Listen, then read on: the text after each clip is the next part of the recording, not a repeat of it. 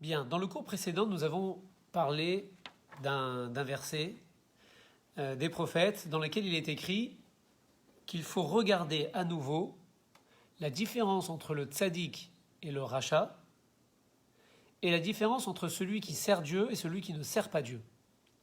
On avait posé la question, mais apparemment ici on a 4 catégories. On a un tzaddik, un rachat. Ensuite on a celui qui sert Dieu et celui qui ne sert pas Dieu. Alors au fond, est-ce qu'il n'y aurait pas ici que 2 catégories? Le tzaddik, c'est celui qui sert Dieu, et le rachat, celui qui ne sert pas Dieu. Et on avait répondu que non. Il y a ici effectivement 4 catégories. Il y a le tzaddik d'une part, le rachat d'autre part, et au milieu, nous avons deux personnes qui sont en réalité sous une catégorie, le Benoni, l'homme moyen, qui parfois est appelé celui qui sert Dieu, et parfois il est appelé celui qui ne sert pas Dieu. On avait dit, mais on ne comprend pas. On a dit que le Benoni, c'est celui qui sert Dieu, et le tzaddik, lui, ne sert pas Dieu. Pourquoi est-ce que le tzaddik n'est pas appelé celui qui sert Dieu? On a le tzaddik, c'est une catégorie, et celui qui sert Dieu, c'est le Benoni. Pourquoi est-ce que le tzaddik ne serait pas appelé celui qui sert Dieu? Et même dans le Benoni, nous avons dit qu'il y a deux Benoni possibles. Il y a le Benoni qui sert Dieu, et le Benoni qui ne sert pas Dieu. Si vous vous souvenez de qui est le Benoni, je rappelle, c'est une personne qui ne faute jamais, qui fait absolument toutes les mitzvot. Il est quasiment presque comme un tzaddik. Et donc cet homme-là qui passe son temps à étudier la Torah, qui accomplit absolument toutes les mitzvot, alors on comprend pourquoi est-ce qu'on pourrait l'appeler celui qui sert Dieu, mais comment est-ce qu'on pourrait trouver un Benoni qui ne sert pas Dieu? Apparemment, celui qui ne sert pas Dieu, c'est le rachat.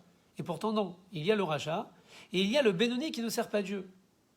Donc on ne comprend pas qu'est-ce que ça veut dire exactement ici, celui qui sert Dieu, celui qui ne sert pas Dieu, et ces deux possibilités sont sous une catégorie, le Benoni. Alors on avait répondu que le tzaddik n'est pas appelé celui qui sert Dieu, mais il est appelé le serviteur de Dieu. Quelle est la différence entre le serviteur de Dieu, le Eved Hashem, et celui qui sert Dieu? Bien sûr, le tzaddik lui aussi sert Dieu. Mais on dit que le tzaddik, lui, a atteint maintenant ce niveau où il a le titre de Eved Hashem, du serviteur de Dieu. On avait donné l'exemple par un roi. Un roi, lorsqu'il est candidat, il essaye de devenir roi, il n'est pas encore roi, mais le jour où on l'appelle le roi, le jour où il a ce titre de roi, eh bien c'est terminé, il ne se bat plus pour être roi, il est roi. Il n'est pas en train d'essayer d'être roi, il est roi. Le roi n'est pas en train d'essayer d'être roi, il est roi. Pareil, le chacham, on avait dit le sage, ce n'est pas celui qui essaye d'être un sage, qui est un savant, mais celui qui est savant. Donc pareil, le tzaddik, il est le serviteur de Dieu, ça y est, il a acquis ce titre, il est le serviteur de Dieu. Par contre, le Benoni, comme il a encore un peu de mal en lui, donc il passe son temps à se battre, à faire la guerre contre le Yetzer Hara, contre le mauvais penchant. Et donc comme il est constamment en train de faire des choix, il y a d'un côté le mauvais penchant, le Yetzer Hara qui lui demande de faire telle chose, et lui il n'a pas envie de les faire, donc il y a une guerre permanente. Donc il est appelé au présent celui qui sert Dieu, parce qu'il passe son temps à servir Dieu, à faire des choix pour servir Dieu. C'est pas évident, c'est pas naturel comme pour le tzaddik lui n'a plus de mal. Donc servir Dieu pour le tzaddik, c'est normal, c'est naturel. Il n'y a pas vraiment de choix à faire, il n'y a qu'un seul choix, c'est servir Dieu. Par contre, le Benoni n'a pas qu'un seul choix. Il a du mal en lui. Et donc il doit faire le choix, servir Dieu ou ne pas servir Dieu. Il fait le choix de battre son mauvais penchant et de servir Dieu. Donc au présent, il est constamment en train de se battre pour faire le choix de servir Dieu. Voilà pourquoi est-ce que le tzaddik n'est pas appelé celui qui est en train de servir Dieu, parce qu'il n'est pas constamment en train de faire des choix pour servir Dieu. Par contre, le Benoni, lui, oui, il est constamment en train de se battre, livrer une bataille difficile contre le Yetzer Hara pour servir Dieu. Donc voilà pourquoi est-ce que lui, il a le titre de celui qui est en train de servir Dieu. Maintenant, il faut comprendre la deuxième possibilité pour le Benoni. Il y avait aussi celui qui ne sert pas Dieu. Comment est-ce qu'un Benoni peut ne pas servir Dieu? Alors non. De la même façon que, qu'est-ce que veut dire servir Dieu? C'est se battre contre le mauvais penchant pour servir Dieu. Eh bien, ne pas servir Dieu, c'est pas ne pas servir Dieu. On peut servir Dieu sans servir Dieu. Comment est-ce qu'on sert Dieu sans servir Dieu? C'est qu'on fait absolument toutes les mitzvot, on sert Dieu, mais on le fait de manière naturelle, c'est-à-dire qu'il n'y a absolument aucune bataille à faire contre le Yetzer Hara. Donc il n'est pas dans l'action de servir Dieu. C'est-à-dire qu'il sert Dieu, mais il n'est pas dans l'action de faire un choix pour servir Dieu. C'est quasiment naturel pour lui. Alors on pourrait dire, mais dans ce cas-là, c'est comme le tzaddik. Non. Le tzaddik, lui, n'a plus de mal en lui. Donc effectivement, c'est naturel pour lui de servir Dieu parce qu'il n'a plus de mal. Là, on parle d'un Benoni qui a du mal en lui. Alors s'il a du mal en lui, comment ça se fait que naturellement il arrive à servir Dieu sans devoir se battre contre le Yetzer Hara? C'est parce que chez lui, le Yetzer Hara est un peu mou. Vous savez, il y a des gens qui sont froids, des gens qui... On avait d'abord donné cette appellation de Marashrora, la bile noire, la mélancolie. Il y a des gens, alors encore une fois, il y a plusieurs niveaux de mélancolie, mais il y a des gens qui, par nature, il n'y a absolument rien qui les incite à faire des avérotes ou des bêtises. Ils sont de nature froide, ils aiment bien rester seuls, étudier, ouvrir un livre et ne rien faire d'autre. Donc il y a des gens qui ont un Yetzer Hara, même le Yetzer Hara ne les pousse pas, ne les incite pas à faire des bêtises. Ils n'ont absolument aucune envie de faire des bêtises. Ils ont un Yetzer Hara mou. Alors c'est bien, tant mieux pour eux, au moins on ne fait pas de bêtises. Mais ils n'ont pas besoin de travailler dur pour faire un choix. Le choix est quasiment évident. Alors ils ont un peu de mal, c'est pour ça qu'ils ne sont pas des tzadikim. Ils servent Dieu, mais sans servir Dieu, c'est-à-dire sans devoir faire un choix et de livrer bataille. Une bataille difficile contre le Yetzer Hara pour servir Dieu. On avait donné des exemples. Une personne, par exemple, qui est naturellement assidue, qui arrive à ouvrir un livre et rester assise à étudier pendant des heures et des heures. C'est une qualité. Pas tout le monde a cette qualité. Il y a des gens qui ont du mal. Ils ouvrent un livre, au bout de 5 minutes, ils doivent se lever, parler, répondre au téléphone, faire autre chose. Donc une personne qui n'arrive pas à s'asseoir pour étudier et se bat contre sa propre nature pour prendre un livre, étudier pendant 1 heure, c'est hyper difficile. Ça, c'est ce qu'on appelle servir Dieu. Mais celui qui, de toute façon, n'a rien envie de faire d'autre que d'ouvrir un livre et d'étudier. Donc c'est très bien, elle étudie, attention, il y a du mérite, elle le fait, au moins elle ne fait pas de bêtises, c'est déjà un très bon niveau, tant mieux. Mais est-ce qu'elle est constamment dans cette démarche pour faire un choix et servir Dieu? Non, ça se fait de manière naturelle. Ou il y a des gens, par exemple, qui n'ont absolument aucune attirance pour les femmes. Alors lui, qui est de nature froide, comme on l'a vu dans le Tanya, une nature froide qui n'est attirée par absolument rien du tout, donc lui, on va dire qu'il n'a pas beaucoup de mérite à ne pas faire de bêtises, par rapport à celui qui doit se battre constamment pour ne pas faire de bêtises. Donc, le Benoni, c'est celui, on rappelle, le Benoni, c'est celui qui sert Dieu. Maintenant, il y a 2 manières de servir Dieu. Soit je sers Dieu parce que je suis constamment en train de faire le choix de servir Dieu, donc c'est un choix difficile, c'est une vie difficile, ou soit je peux arriver au même résultat, mais parce que j'ai de la chance, c'est pas évident que ça soit de la chance, mais en tout cas, j'ai ce caractère, j'ai cette nature où il m'est très facile de servir Dieu. Donc je sers Dieu, donc le résultat est le même. Mais est-ce que je me bats pour le faire? Est-ce que je me bats pour servir Dieu? Non. Et on a dit que la différence entre les deux, c'est vrai que les deux arrivent au même résultat, mais la différence c'est que pour celui pour qui c'est difficile de servir Dieu, de quelle manière elle va réussir cette personne-là à servir Dieu? En réfléchissant à la grandeur de Dieu. Plus on réfléchit à la grandeur de Dieu, plus on a envie de lui faire plaisir. Par contre, c'est lui qui naturellement arrive à servir Dieu, n'a pas besoin de réfléchir à la grandeur de Dieu. Non, sans penser à Dieu, vraiment, on peut servir Dieu. Parce que soit on n'a pas envie de faire d'autre chose. Alors on avait expliqué aussi que même celui qui, par nature, a une grande facilité à ouvrir un livre, étudier pendant des heures et n'est attiré par rien d'autre, cette personne-là aurait pu faire le choix d'étudier autre chose. Parce qu'on a une nature à vouloir étudier, à vouloir ouvrir des livres, mais cette nature ne nous dit pas quel livre on va ouvrir. Donc on pourrait se mettre à étudier d'autres choses que la Torah. Qu'est-ce qui fait que cette personne-là choisisse d'étudier la Torah et pas d'autre chose?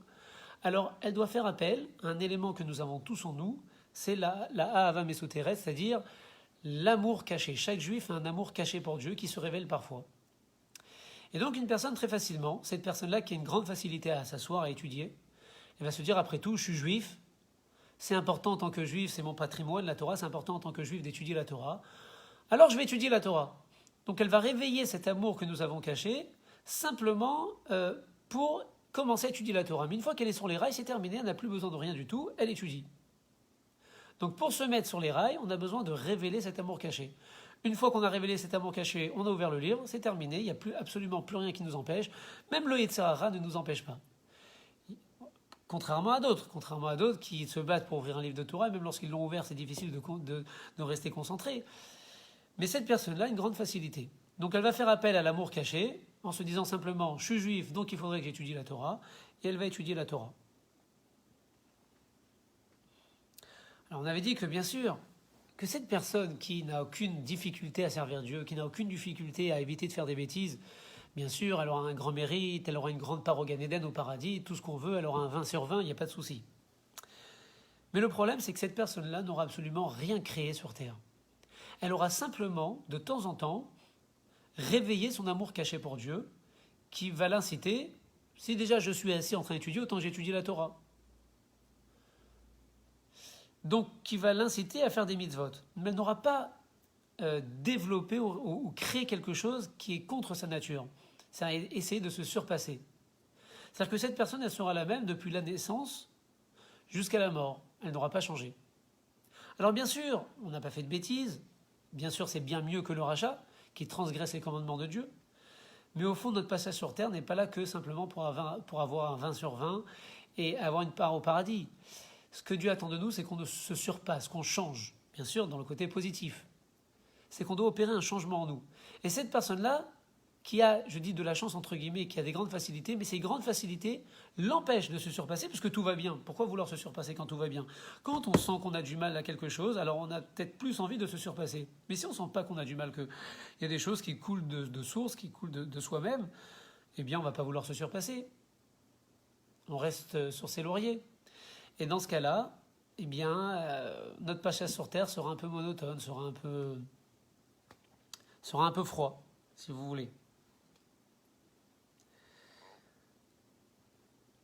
Donc encore une fois, le but, c'est non seulement de servir Dieu, bien sûr, mais des fois on peut servir Dieu et quand même on est appelé une personne qui ne sert pas Dieu parce qu'on fait les choses naturellement.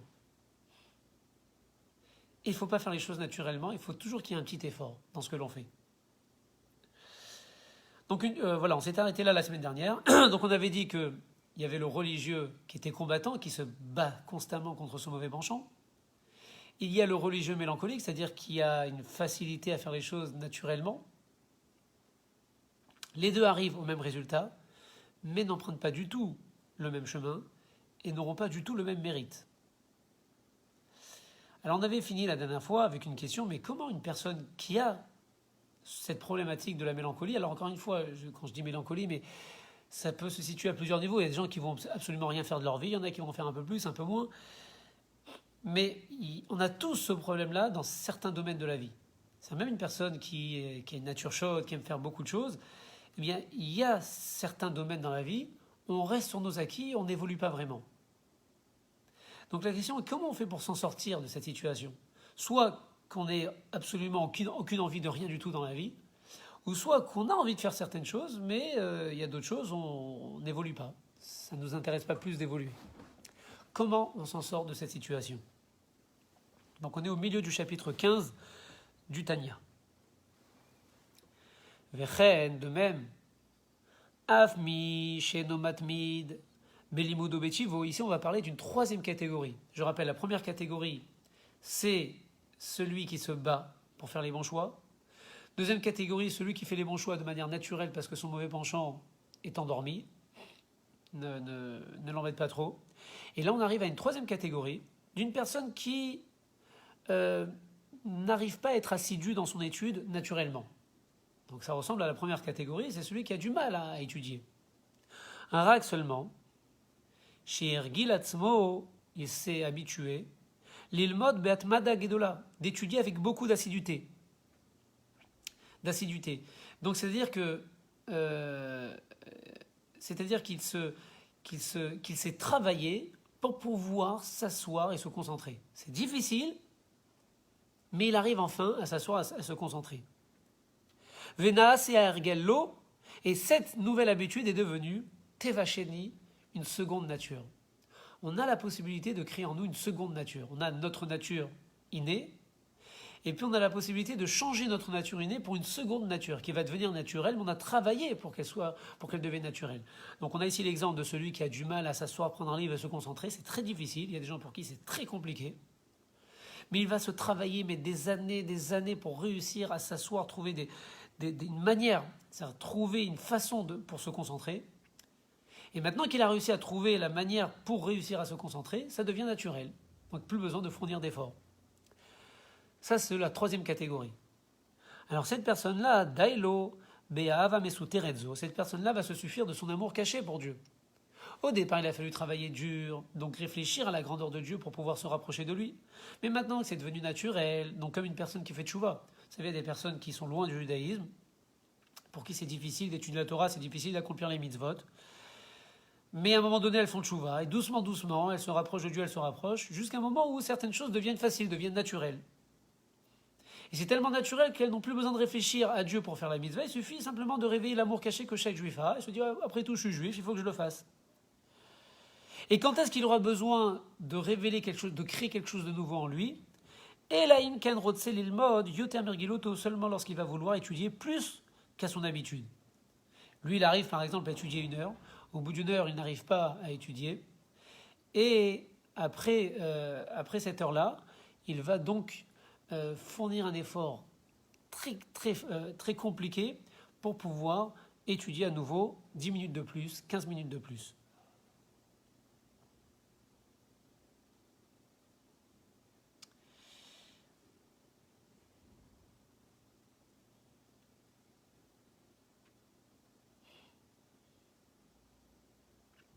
Alors, donc même lorsqu'on est arrivé à ce niveau-là, c'est bien sûr que notre but à nous, c'est que ce qui n'est pas naturel devienne naturel. Même si naturellement on n'a pas envie de se rapprocher de Dieu, on doit travailler pour que ça devienne naturel. Le problème, c'est qu'une fois que ça devient naturel, c'est problématique. Il faut essayer d'avancer pour que ça soit plus naturel et fournir un effort. Parce qu'on veut constamment que le Benoni fournisse un effort. Sinon, il n'est plus appelé le serviteur de Dieu. Celui qui sert Dieu, pardon. Donc il faut constamment fournir un effort pour aller de l'avant. Je donne un exemple bien connu aussi. Une personne qui ne faisait jamais Shabbat. Et un jour, elle fait tchouva, elle se dit, il faut maintenant que je respecte le Shabbat. Donc elle va travailler pour respecter le Shabbat.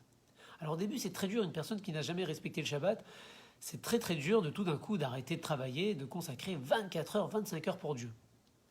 Mais avec le temps, au bout de quelques mois, de quelques années, eh bien ça devient naturel de faire Shabbat, à tel point qu'on n'a plus envie de recommencer à travailler le Shabbat. Donc cette personne-là qui a dû se battre contre sa propre nature pour faire le Shabbat, aujourd'hui c'est devenu naturel. Mais attention, une fois que ça devient naturel, il faut aller de l'avant. Une fois que ça devient naturel, il faut travailler un peu plus.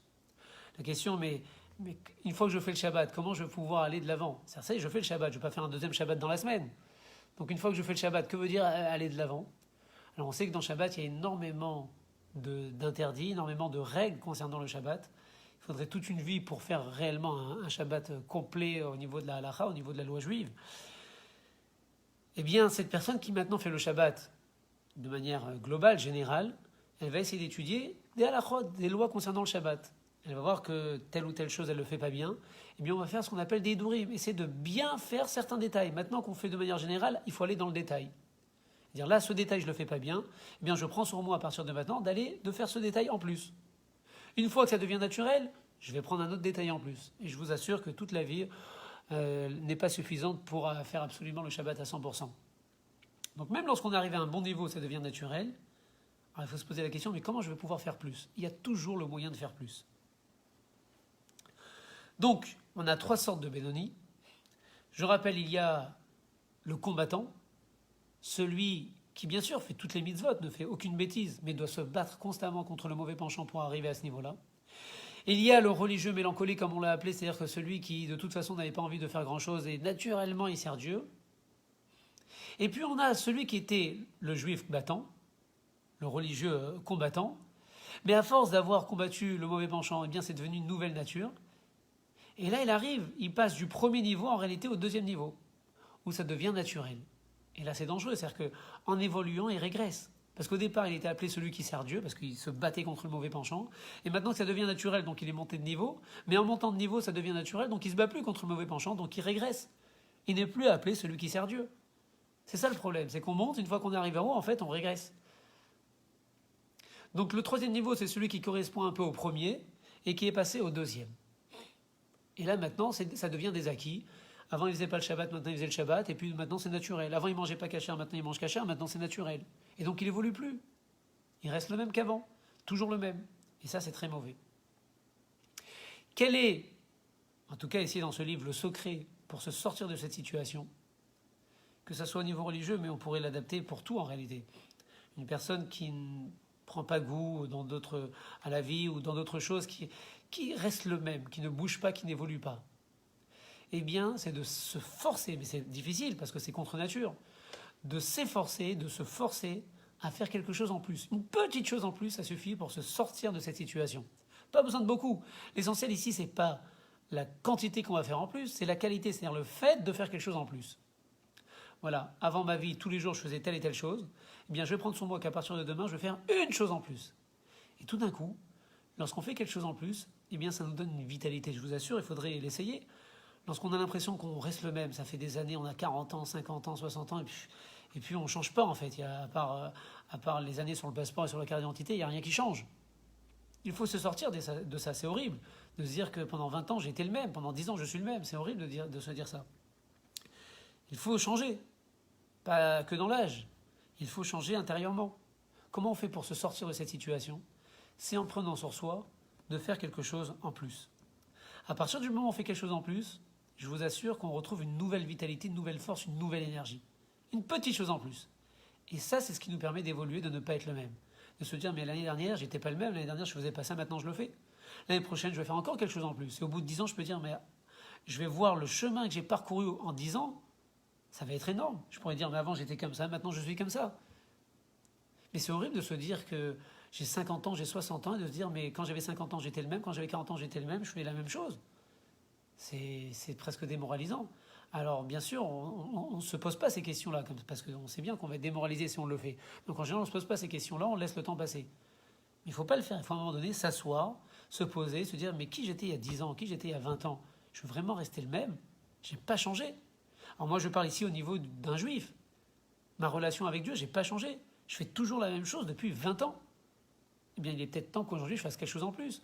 Que ce soit dans la prière, que ce soit dans l'étude de la Torah. Avant, je ne priais pas, maintenant, je vais le faire une fois. Alors, une fois par semaine, s'il faut. Avant, je faisais la prière tous les jours, mais raccourci. Maintenant, je vais rajouter un paragraphe. Avant, je ne faisais pas le Shabbat. Maintenant, je vais faire le Shabbat. Au moins une fois par mois.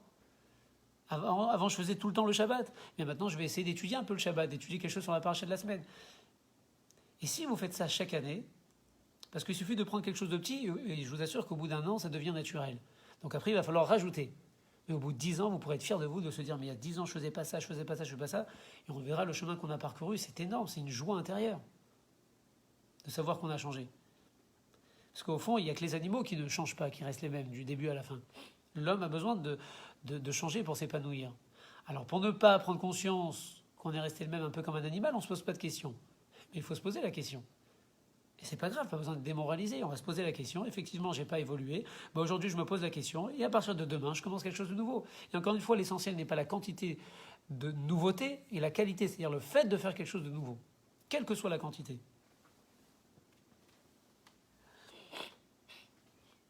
Il y a d'ailleurs pour cela, le Rabbi Lubavitch disait souvent, c'est très important de fêter son anniversaire, pas seulement pour retrouver des amis et pour boire une bouteille de vin ou des choses comme ça.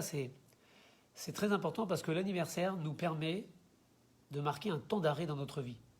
Quand on ne fête pas son anniversaire, on passe comme ça les années, les unes après les autres, et puis on ne se rend pas compte que le temps passe. Tout d'un coup, on vieillit, et bon, c'est terminé, ça y est, la vie est presque terminée.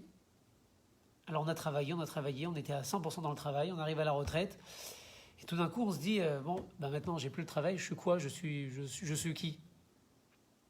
Et là, c'est compliqué pour beaucoup de monde.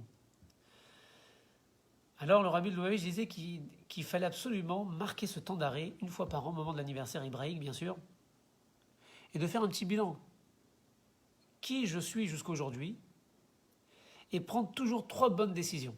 De se dire pour l'année prochaine, je vais prendre 3 bonnes décisions. Je vais rajouter là, là et là. Encore une fois, ce n'est pas une question de quantité, c'est une question de qualité, de faire quelque chose de nouveau. 3 choses. Je vais essayer un peu de réfléchir quels sont les domaines dans lesquels je voudrais évoluer. Bien sûr, de faire en fonction de ce que je voudrais moi, parce que c'est plus simple. On ne va pas beaucoup se forcer, on va juste se forcer dans le fait de faire quelque chose en plus. Et si chaque année on prend 3 bonnes décisions, au bout de 10 ans c'est 30 bonnes décisions, ça fait beaucoup. Et là on pourra se dire, mais quand j'avais 30 ans j'étais comme ça, maintenant j'ai 40 ans je suis quelqu'un d'autre. Parce que regarde tout ce que j'ai fait grâce à ces bonnes décisions. Et ça c'est une grande fierté pour une personne de voir qu'elle a évolué. Ça, c'est très très important. Voilà pourquoi c'est important de fêter son anniversaire, que ce soit avec des amis, que ce soit quelqu'un quand on est seul. On prend ce temps-là, on s'assoit. C'est d'ailleurs aussi un moment pour demander des brachot à des tzadikim, écrire au rabbi ou à d'autres tzadikim d'écrire, de demander des bénédictions pour soi, pour sa famille, d'étudier un peu la Torah ce jour-là et de prendre 3 bonnes décisions.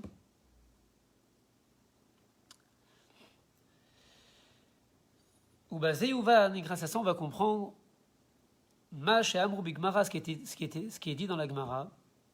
Deoved Elohim, qui c'est celui qu'on appelle celui qui sert Dieu?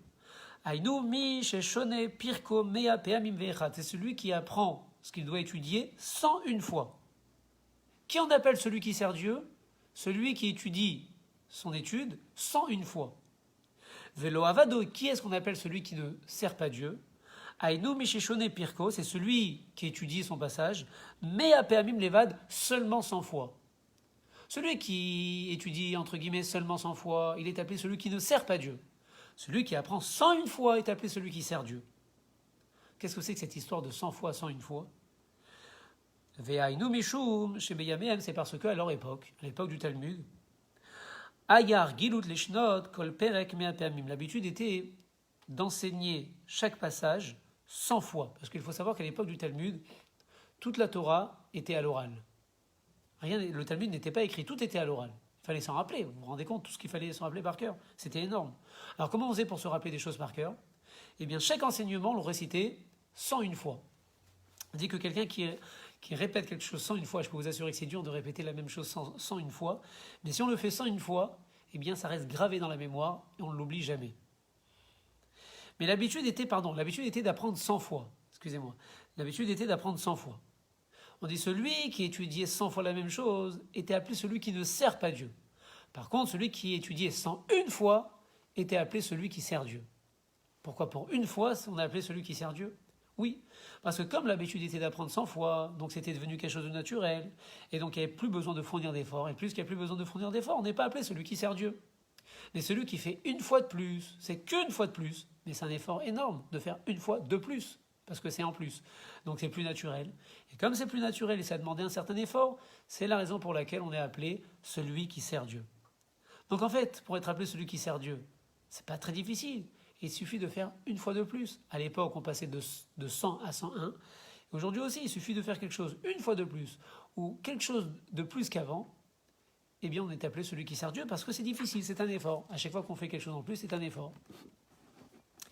Comme c'est écrit là-bas dans le Talmud, Machal, on donne l'exemple, Mishuk shel Chamarim, du marché où on louait des ânes. Celui qui avait une charge à transporter, on louait un âne pour aller d'un endroit à un autre endroit. Chez Niskarim, les Eser Parse Bezouza. On payait un zouz, qui était la monnaie de l'époque du Talmud. On devait payer un zouz pour faire 10 parsa. Une parsa, c'est à peu près 5 km. Donc pour faire 50 km, on payait un zouz. Par contre, ou les achad asar parsé, par contre, si on devait faire 11 parsa, pas 10 parsa, mais 11 parsa, donc que 5 km de plus, on passe de 50 km à 55 km, bi très zouzé, il fallait à ce moment-là 2 zouz, le double. Pour 50 km, il fallait un zouz. Pour 55 km, 2 zouz. Pourquoi? Parce que c'était plus que leur habitude. L'âne, il avait l'habitude de marcher 50 km, tu lui rajoutes 5 km de plus, eh bien c'est difficile pour l'âne de faire plus que ce qu'il pouvait faire naturellement. Donc on te demande le double d'argent. Donc on voit ici que l'effort n'est pas proportionnel au résultat. Des fois on peut fournir 2 fois plus d'efforts, mais pas pour un résultat qui est 2 fois meilleur. Simplement pour un résultat qui est un peu meilleur. Mais il faut 2 fois plus d'efforts. Parce que dès qu'on fait un peu plus que ce que l'on peut faire naturellement, il faut fournir beaucoup d'efforts. Le résultat sera seulement un peu mieux. Mais nous, on sait que Dieu nous récompense en fonction de l'effort. Donc même si le résultat est un peu mieux, eh bien on aura le double de mérite. Parce qu'on a fourni le double d'efforts. Et Dieu ne regarde pas que le résultat, il regarde aussi l'effort que l'on a fourni. Donc on comprend ici que ce que Dieu attend de nous, c'est qu'on passe notre vie à surpasser à notre propre nature. Et dès qu'une chose devient naturelle, c'est très dangereux. Dès qu'on a une facilité à faire quelque chose, alors là, il faut se poser la question. On pourrait se dire, mais c'est très bien. Moi, maintenant, je vais Shabbat, tous les Shabbats, à la synagogue. C'est excellent. Eh bien non. On a dit qu'il faut que tu rajoutes. Tu fasses un étour de plus, tu rajoutes dans les détails de Shabbat. C'est la raison pour laquelle cette 101e fois, Ayetera l'argilut, Shirogal Mineurav, qu'il a rajouté sur l'habitude qu'il avait depuis sa jeunesse, Shkula keneget kulan. Cette chose en plus équivaut à tout ce qu'il a fait auparavant. Le 1 en plus équivaut à tout ce qu'il a fait avant. Et non seulement il équivaut à tout ce qu'il a fait avant, mais Olé al Gaben, il les surpasse même. C'est-à-dire comme là on avait l'exemple des 100 fois et des 101 fois, et bien la 101e fois, non seulement elle équivaut aux 100 fois, mais elle est même plus importante que les 100 fois. Mais Yeter Sedveteraz Liotnik Raoved Elohim, parce que là il sera appelé celui qui est en train de servir Dieu. Pourquoi il est appelé à ce moment-là celui qui est en train de servir Dieu? Mipne, parce que Shekede les Shanot Tevar Gilut, pour changer la nature de nos habitudes, Tsarir Leorer et Ta'av al Hashem, il faut réveiller un amour très fort à l'égard de Dieu. Comment est-ce qu'on réveille un amour très fort à l'égard de Dieu? Al-Yedei Shemit Bonen Bigdula Tashem Bemochot, par le fait de réfléchir dans son intellect à la grandeur de Dieu. Là, on ne se suffit pas de notre amour caché que nous avons en nous, qui est déjà en nous. Ça ne suffit pas, parce que l'amour caché, ça permet simplement d'aller sur les rails. C'est-à-dire que une personne avait déjà envie d'étudier, maintenant elle a le choix en train d'étudier la Torah ou un autre livre. Elle va se dire, bon, en tant que juif, je vais étudier la Torah. Donc l'amour caché fait simplement qu'on aille sur la bonne voie, et après c'est terminé. De toute façon, j'avais déjà envie d'étudier. Par contre, pour créer quelque chose de nouveau qui est contre notre nature, moi j'avais pas envie d'étudier, maintenant je vais aller contre ma nature et je vais étudier. Là, l'amour caché que nous avons en nous ne suffit pas. Si quelqu'un n'a pas envie d'étudier, il ne va pas se dire je suis juif, je vais étudier. Non, il a beau être juif et puis il n'étudiera pas. Là, il faut réveiller un amour profond. Il faut s'asseoir, prendre son temps, réfléchir à Dieu. Qui est Dieu pour moi? On regarde l'univers. Lorsqu'on regarde, on va dans un champ, on voit toutes ces fleurs, tous ces arbres, ces milliers d'insectes. On regarde l'espace, on voit ces milliers de petites étoiles. On se dit que ça c'est Dieu. Dieu a créé tout ça. Dieu a créé la vie. Dieu a créé tout ce qui m'entoure. Mais c'est extraordinaire. Et moi, je peux me rapprocher de cet homme-là, pardon, pas de cet homme-là, de ce Dieu, par l'étude de la Torah. Vous savez, si vous avez à côté de vous Einstein ou des grands savants, eh bien, ça vous ferait plaisir de pouvoir leur parler, de pouvoir être à côté, de pouvoir être leur ami. Mais imaginez-vous, on peut être l'ami de Dieu, qui a créé l'univers. C'est-à-dire que les plus grands savants sur Terre ne sont rien par rapport à Dieu. L'univers entier n'est rien par rapport à Dieu. Et moi, en quelques instants d'étudiant la Torah, je peux devenir ami avec le Créateur du monde. Je peux avoir une audience privée avec le Créateur du monde. Ça réveille un amour profond. Et puis tout d'un coup, on se dit, si je peux m'attacher à lui en étudiant la Torah, alors je vais étudier la Torah.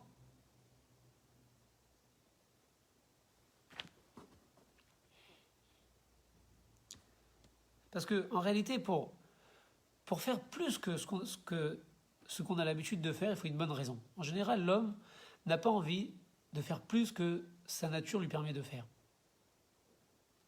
Pour faire plus, il faut une bonne raison. Quelle est la bonne raison pour se rapprocher plus de Dieu? C'est de vouloir lui offrir un cadeau. Quand j'ai envie d'offrir un cadeau à quelqu'un, je suis prêt à me dépasser, à me surpasser. Eh bien, c'est la même chose avec Dieu. Qu'est-ce qui va me permettre de vouloir me rapprocher plus de Dieu? C'est lorsque j'ai envie de lui faire un cadeau. Mais quand est-ce qu'on a envie de faire un cadeau à Dieu? Eh bien, quand on réfléchit à Dieu. Si on ne réfléchit pas à Dieu, il n'y a aucune raison de vouloir faire un cadeau. Alors bien sûr, parfois on peut vivre des miracles, on a réussi quelque chose, on se dit tiens là je vais faire un cadeau à Dieu. Mais c'est temporaire. Quand est-ce qu'on aura vraiment envie de s'attacher à Dieu? C'est en réfléchissant à la grandeur de Dieu.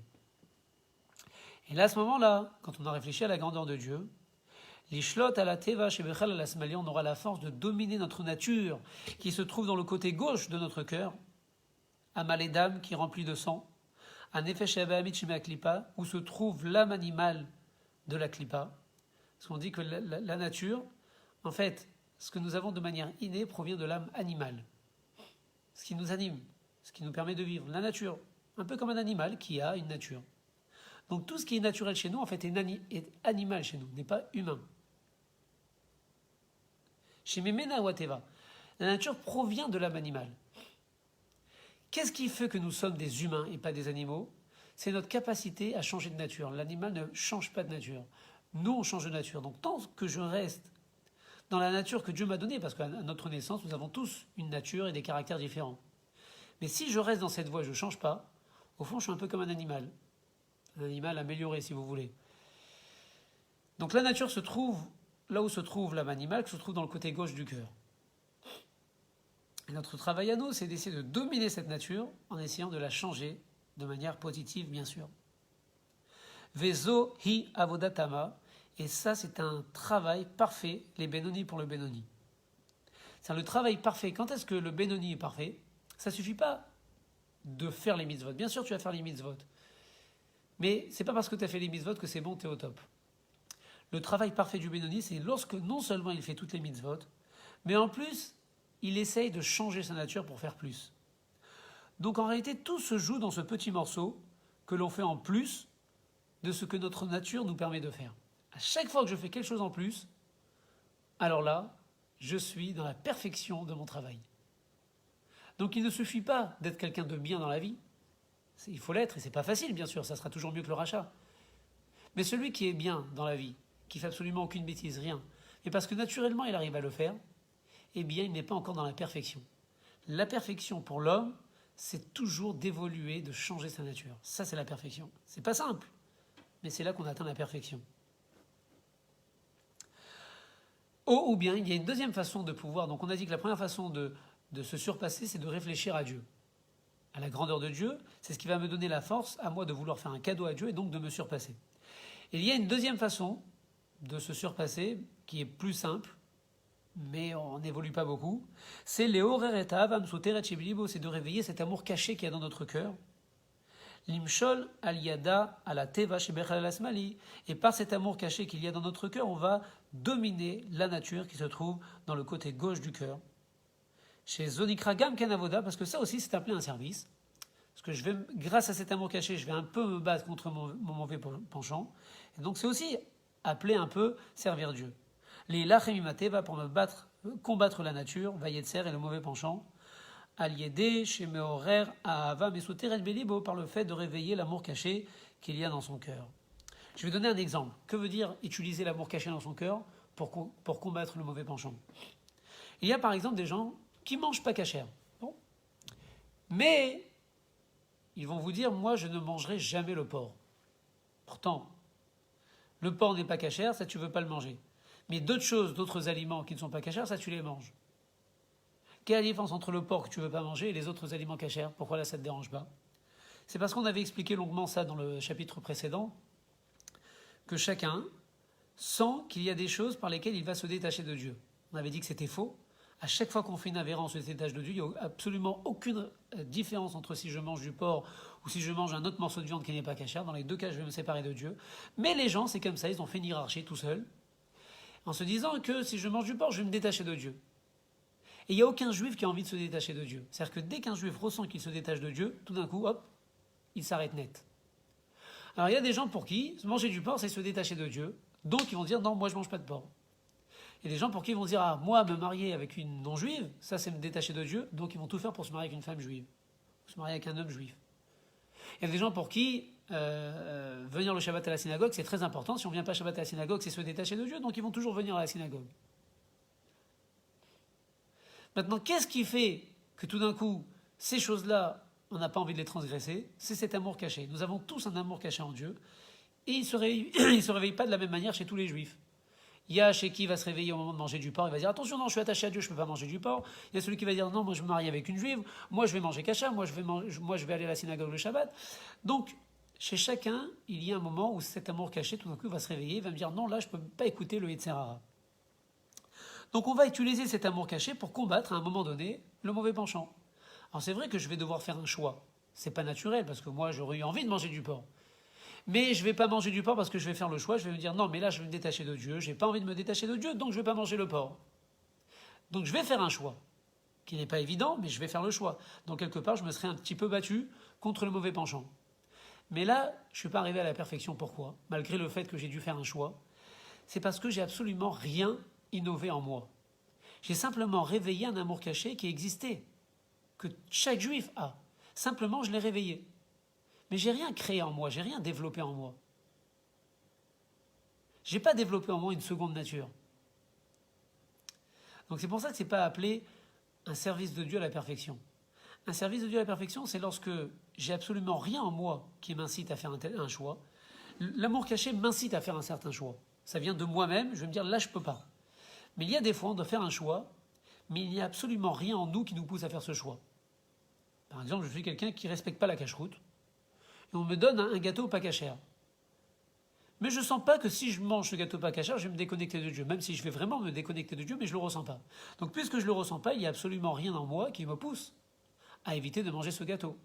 Donc là, c'est du 50-50. Est-ce que je le mange ou est-ce que je le mange pas? Est-ce que j'écoute mon Yetzer Hara ou pas?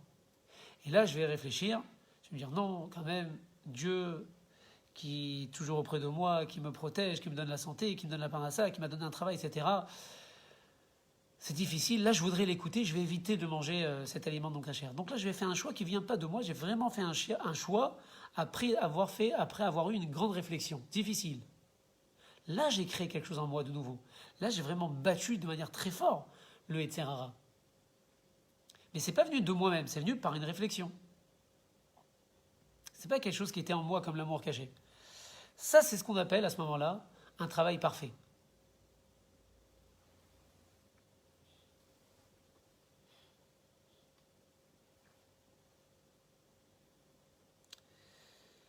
Et là, je voudrais juste m'arrêter un petit instant pour dire que je vais donner un exemple très simple. On peut venir par exemple à la synagogue le Shabbat. Imaginez, il y a un juif qui vient jamais à la synagogue le Shabbat. Et là, il a fait le choix de s'arrêter de travailler et de venir un Shabbat à la synagogue. Il s'assoit à côté d'un rabbin qui, ça fait 50 ans, 70 ans, qui vient à la synagogue le Shabbat, pour qui c'est tout à fait naturel de venir le Shabbat à la synagogue. Qui aura le plus de mérite? Bien sûr, celui qui a toujours respecté le Shabbat a un grand mérite, parce qu'il a toujours respecté le Shabbat. Celui qui n'a pas respecté le Shabbat aura enfreint le commandement de respecter le Shabbat, c'est grave.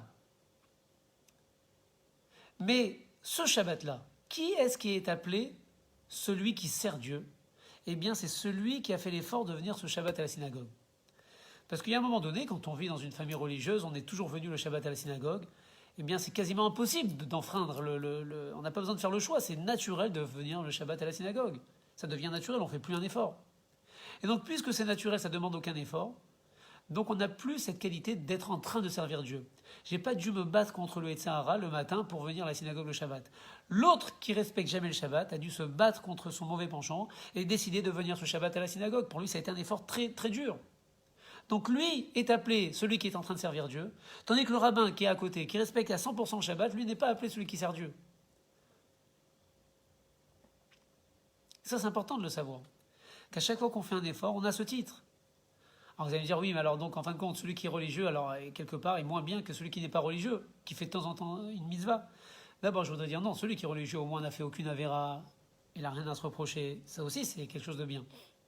Mais celui qui est religieux, s'il veut avoir le même mérite de l'effort et être appelé celui qui sert Dieu, alors il va falloir qu'il rajoute dans les détails. Chacun rajoute par rapport à son niveau. Il n'y a pas de standard, il n'y a pas là je suis bien, là je suis mauvais. Chacun doit rajouter par rapport à son niveau. Celui qui n'est jamais venu le Shabbat à la synagogue et qui vient une fois, c'est excellent. Maintenant, pour celui qui vient tout le temps le Shabbat à la synagogue, quand est-ce que lui pourra atteindre la même excellence que l'autre, le même niveau d'excellence que l'autre? C'est s'il va rajouter dans un détail. Par exemple, il y a l'interdiction de trier le Shabbat. Alors, il va apprendre toutes les lois, de quelle manière on ne trie pas le Shabbat, c'est pas facile. Il va essayer de les appliquer, c'est très dur. Donc lui, son excellence va se situer dans un détail de Shabbat. Mais ça va être très dur pour lui. Pour quelqu'un, par exemple, qui n'a pas l'habitude de ne pas trier Shabbat, eh bien, de prendre la décision de ne plus trier Shabbat, eh bien, c'est aussi dur que pour une personne qui décide de venir le Shabbat à la synagogue. C'est très dur de faire quelque chose qu'on n'a pas l'habitude de faire. Une fois que cette chose en plus devient une habitude, alors on va chercher quelque chose de nouveau.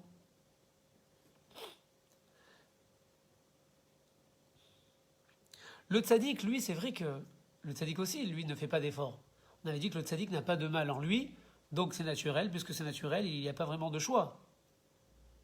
Mais le tzaddik, lui, son travail sur terre ne se situe pas dans le fait de devoir se battre contre le mal, puisqu'il n'a plus de mal.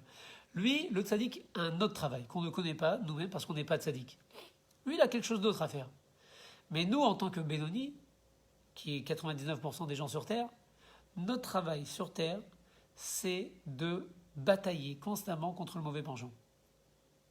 Et dès qu'on sent que c'est bon, j'ai réussi ma guerre contre le mauvais penchant, donc ça devient naturel, donc je pourrais me dire, puisque maintenant c'est bon, je me suis battu, apparemment je l'ai endormi, le Yetzer Hara, tout va bien. Et bien dès qu'on sent que tout va bien, c'est là où ça commence à aller mal, c'est là où en fait on régresse. Dès que tout va bien, on régresse parce qu'on n'avance plus, on n'évolue plus. Et dans le judaïsme, quand on n'avance plus, on recule. On ne s'en rend pas compte.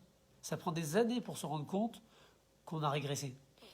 On fait la même chose pendant des années, mais après on se rend compte qu'au bout de 10 ans, on n'a pas changé.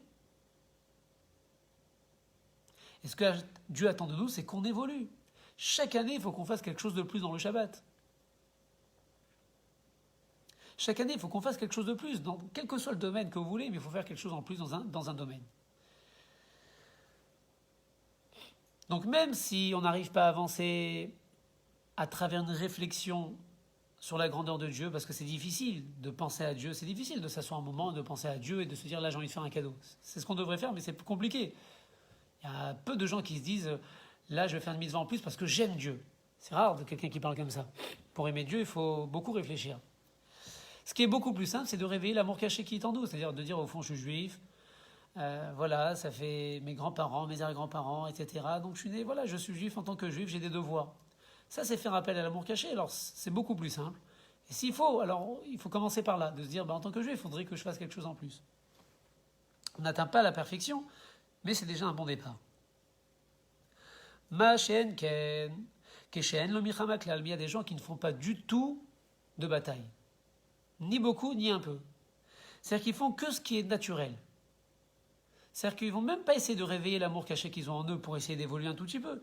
Ils ne font que ce qui est naturellement facile pour elles de faire. Il y a des gens qui ne fournissent aucun effort, des feignants. Il y a des gens qui ont cette qualité-là, entre guillemets. Alors pourquoi je dis cette qualité ? Ce n'est pas une qualité d'être feignant.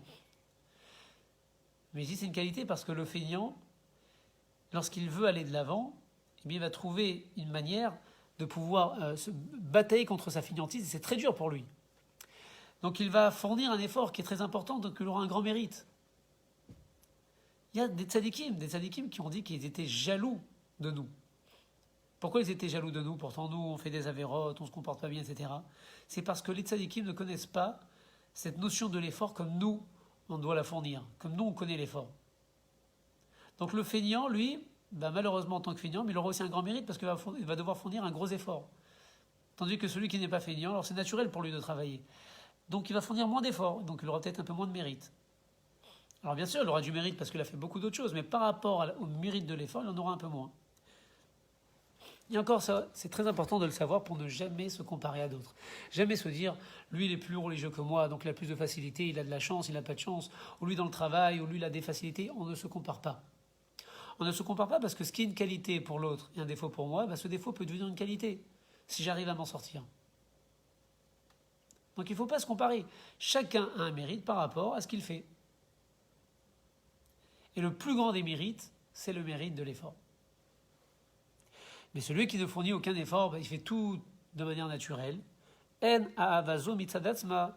Eh bien cet amour qu'il a à l'égard de Dieu, parce que après tout il sert Dieu. Mais cet amour qu'il a de Dieu, comme c'est naturel, eh bien ça ne s'appelle pas nikret avodat oklal, ça ne s'appelle pas du tout un service de Dieu. Il sert Dieu, mais il sert sans servir en fait. Le service de Dieu, c'est de se surpasser. Là, on est appelé quelqu'un qui sert Dieu.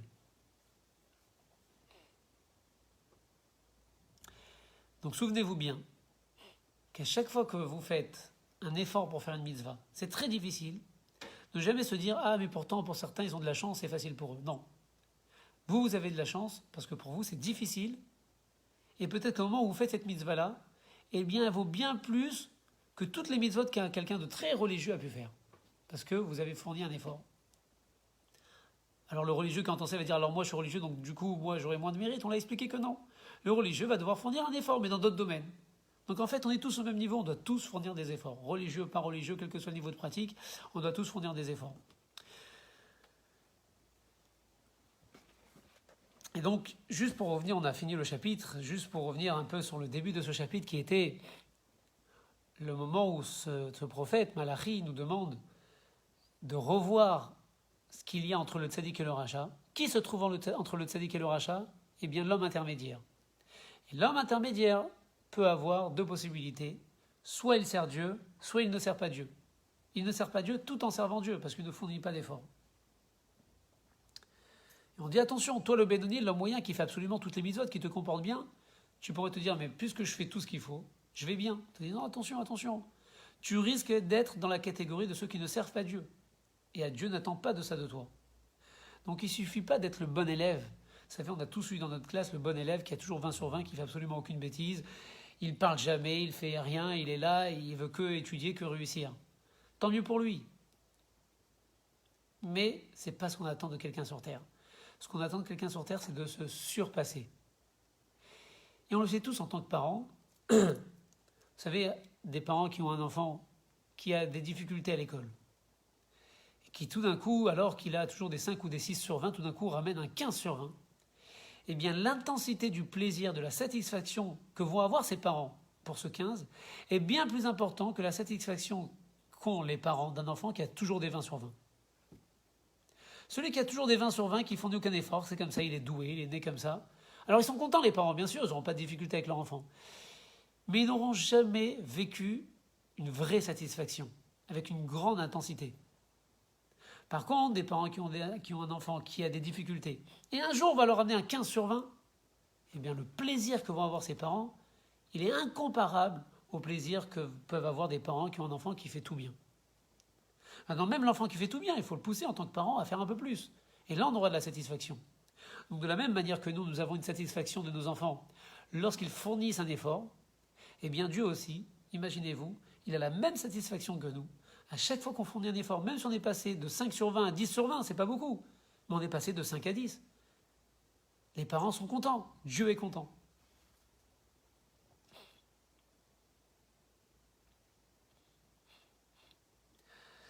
Il y a un autre point aussi sur lequel je voulais m'arrêter, c'est cette mélancolie dont on a parlé dans le chapitre précédent, dans le cours précédent, c'est qu'on l'a tous parfois dans certains domaines dans les mitzvot. Il y a des mitzvot que l'on fait de manière naturelle.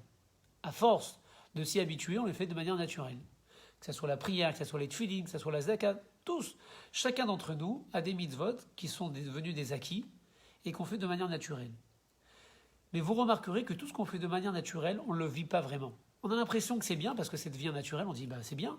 Naturellement, j'ai envie de faire ma prière, naturellement, j'ai envie de mettre les tefilin, naturellement, j'ai envie de faire le Shabbat. C'est très bien. Eh bien non. C'est pas bien dans le fait on ne le vit pas vraiment. La seule manière de vivre son judaïsme, c'est quand on fait un effort. Si on ne fait pas d'effort, on ne vit pas son judaïsme. Et ça, c'est très simple, il suffit de faire l'essai. Faites un effort dans un domaine et vous verrez tout de suite que vous avez une nouvelle vitalité, une nouvelle énergie qui se crée à ce moment-là. Pour vivre son judaïsme, il faut constamment faire des efforts. Ça ne suffit pas de faire le Shabbat pendant 20 ans, il faut rajouter dans les détails. À chaque fois que l'on rajoute dans l'étude de la Torah, là on vit son judaïsme. Il y a beaucoup de gens qui vivent leur judaïsme de manière monotone et bon, comme ça ils sont juifs, alors et d'ailleurs ils se disent d'être juif au fond c'est assez simple, c'est pas très joyeux, etc. Oui, c'est pas joyeux, mais qui est le fautif? C'est pas Dieu, c'est pas la Torah. La Torah est très joyeuse. Le fautif, c'est nous-mêmes. À force de faire les choses de manière monotone, sans innover, sans rajouter, sans se surpasser, eh bien il n'y a plus aucune vitalité. Et on peut venir comme ça le Shabbat pendant des années à la synagogue sans vraiment vivre le Shabbat. Si on veut vraiment le vivre, il faut rajouter, toujours rajouter. Et il y a beaucoup de choses dans lesquelles on peut rajouter, ça c'est pas la chose la plus difficile à trouver. Et ça aussi, donc pour conclure, c'est la seule manière de pouvoir, en tout cas pas la seule manière, mais c'est la manière qui est présentée ici pour pouvoir se sortir de ce qu'on appelle la mélancolie. Une personne qui a ça, et on l'a à peu près tous dans certains domaines. Il y a des domaines où on ne veut pas faire d'efforts. On se suffit de ce que l'on a.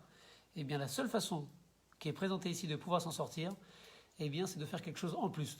C'est un gros effort, c'est pas facile, on n'a pas souvent envie de faire quelque chose en plus, mais il faut se forcer à le faire. Il faut se forcer à le faire, et là, vous verrez, on va pouvoir se sortir de cette situation.